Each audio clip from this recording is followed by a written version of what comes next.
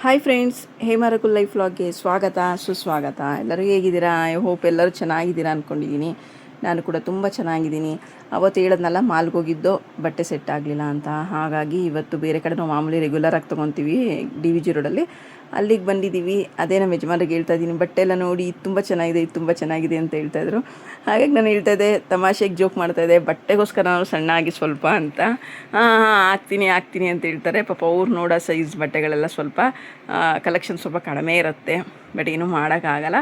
ಹಾಗೂ ಈಗ ಅವ್ರ ಬರ್ತಡೇಗೆ ಅಂತ ಬಟ್ಟೆ ತೊಗೊಂಡು ಶಾಪಿಂಗ್ ಮಾಡಿಸ್ಕೊಂಡು ಬಂದ್ವು. ಅದೇ ನಾನು ಹೇಳ್ತಾ ಇರ್ತೀನಿ, ಮದುವೆ ಹೆಣ್ಗೂ ಕೂಡ ಬಟ್ಟೆ ತೆಗಿಬೋದು, ನಿಮ್ಗೆ ತೆಗಿಯೋಕ್ಕಾಗ್ತಾಯಿಲ್ಲ, ಅಷ್ಟು ಕಷ್ಟ ಆಗ್ತಾಯಿದೆ, ಅಷ್ಟು ಡಿಫಿಕಲ್ಟ್ ಆಗ್ತದೆ ಅಂತ. ಯಾಕೆಂದರೆ ಒಂದೊಂದು ಸಲ ಅವ್ರು ಕೆಲವು ಸಲ ನೋಡಿದ ತಕ್ಷಣ ಅವ್ರ ಮನಸ್ಸಿಗೆ ಏನಾದ್ರು ಒಪ್ಪಿಗೆ ಆಗ್ಬಿಟ್ರೆ ನೋಡಿದ ತಕ್ಷಣ ಅದು ತೊಗೊತಾರೆ. ಏನಾದರೂ ಮನ್ಸಿಗೆ ಒಪ್ಪಿಗೆ ಆಗಲಿಲ್ಲ ಅಂತ ಹೇಳಿದ್ರೆ ಹೀಗೆ ಒಂದಲ್ಲ ಒಂದು ಕಡೆ ನೋಡಿ ಸರ್ಚ್ ಮಾಡಿ ಪರ್ಚೇಸ್ ಮಾಡ್ತಾರೆ. ಇವತ್ತು ಯಾಕೋ ಅವ್ರಿಗೆ ಸೆಟ್ ಆಗ್ತಾನೆ ಇಲ್ಲ. ಹಂಗೂ ಒಂದು 2-3 ಶಾಪ್ ತಿರುಗಿದ ಮೇಲೇ ಸ್ವಲ್ಪ ಸೆಟ್ ಆಯಿತು. ಒಂದು ಶರ್ಟು ಒಂದು ಟೀ ಶರ್ಟೇ ಬೇರೆ ಕಡೆ ತೊಗೊಂಡ್ರು, ಒಂದು ಜೊತೆ ಬೇರೆ ಕಡೆನೇ ತೊಗೊಂಡ್ರು. ಬಟ್ ಏನು ಮಾಡೋಕ್ಕಾಗಲ್ಲ, ಯಾಕೆಂದರೆ ಯಾವುದೇ ಒಂದು ವಸ್ತು ಆಗಿರಲಿ, ಒಂದು ತಿನ್ನೋ ಪದಾರ್ಥ ಆಗಿರಲಿ, ಹಾಕೊಳ್ಳೋ ಬಟ್ಟೆಗಳಾಗಿರ್ಬೋದು, ಪ್ರತಿಯೊಂದೂ ಅಷ್ಟೇ ಅವ್ರಿಗೆ ಎಲ್ಲಿ ಇಷ್ಟ ಆಗುತ್ತೆ, ಯಾವ್ದು ಇಷ್ಟ ಆಗುತ್ತೆ, ಹಾಕೊಂಡ್ರೆ ಚೆನ್ನಾಗಿ ಕಾಣಿಸುತ್ತೆ ಅಂತ ಮನ್ಸಿಗೆ ನೆಮ್ಮದಿರುತ್ತೆ, ಅದನ್ನೇ ಹಾಕೊಬೇಕಲ್ವಾ. ಬೇರೆಯವ್ರ ಬಲವಂತಕ್ಕೆ ನಾವು ಚೆನ್ನಾಗಿದೆ ಅಂತ ಹೇಳಿದ್ರೆ ಅವ್ರಿಗೆ ಇಷ್ಟ ಆಗಲ್ಲ. ಅವ್ರ ಮನ್ಸಿಗೆ ಆಗಿದ್ದು ಹಾಕೊಂಡ್ರೆ ಅವ್ರಿಗೊಂಥರ ಒಂಥರ ಏನೋ ಒಂಥರ ಸಮಾಧಾನ, ನೆಮ್ಮದಿ ಸಿಗುತ್ತೆ. ನಾನು ಯಾವಾಗಲೂ ಅಷ್ಟು ಅವ್ರಿಗೆ ಹೇಳ್ತಾ ಇರ್ತೀನಿ, ನಿಮ್ಗೆ ಯಾವ್ದು ಇಷ್ಟ ಆಗುತ್ತೆ ಅದನ್ನೇ ತೊಗೊಳ್ಳಿ ಅಂತ ಹೇಳ್ತಾ ಇರ್ತೀನಿ. ಯಾಕಂದರೆ ಅವ್ರಿಗೆ ಇಷ್ಟಪಟ್ಟಿದ್ದು ಹಾಕೊಂಡ್ರೆ ಚೆನ್ನಾಗಿರುತ್ತಲ್ವ. ಹಾಗಾಗಿ ಮತ್ತೆ ಹೇಳೋದ್ನಲ್ಲ, ಆಗಲಿ ನನ್ನ ಮಗ ಹೋಗಿ ನೀನು ನಮ್ಮ ಅಕ್ಕನ ಮನೆಗೆ ಒಂದು ವೀಕ್ ಆಯಿತು, ಇನ್ನೂ ಬಂದಿಲ್ಲ, ಇನ್ನೇನು ಬರೋ ಟೈಮ್ ಬಂತು. ಬರ್ತಡೇ, ನಮ್ಮ ಯಜಮಾನ್ರು ಬರ್ತಾರೆ ಅಷ್ಟರಲ್ಲಿ, ಅವ್ರದ್ದು ಮಂಗಳವಾರ ಇದೆ ಬರ್ಡೇ, ಅಷ್ಟರಲ್ಲಿ ಬರ್ತೀನಿ ಅಂತ ಹೇಳಿದ್ದಾನೆ. ನೋಡೋಣ, ಅವನಿದ್ರೆ ಇನ್ನೂ ಚೆನ್ನಾಗಿರ್ತಿತ್ತು. ಅವನು ಇನ್ನೂ ಸ್ವಲ್ಪ ಕಲೆಕ್ಷನ್ಸ್ ಎಲ್ಲ ಇದು ಮಾಡ್ತಾಯಿದ್ದ. ಹಂಗೂ ಹಿಂಗೂ ನಾನು ನಮ್ಮ ಯಜಮಾನ್ರೆ ಹೋಗಿ ಹಿಂಗೆ ಅವರು ಮ್ಯಾಚ್ ಆಗುವಂಥ ಶರ್ಟು ಪ್ಯಾಂಟ್ ತೊಗೊಂಡು ಬಂದ್ವಿ. ಏನು ಸಿಂಪಲಾಗಿ ಮಾಡ್ತಾಯಿದ್ದೀವಿ, ಏನು ಗ್ರ್ಯಾಂಡಾಗಿ ಏನು ಸೆಲೆಬ್ರೇಟ್ ಮಾಡ್ಕೊಳ್ತಾ ಇಲ್ಲ ಈ ಸಲ.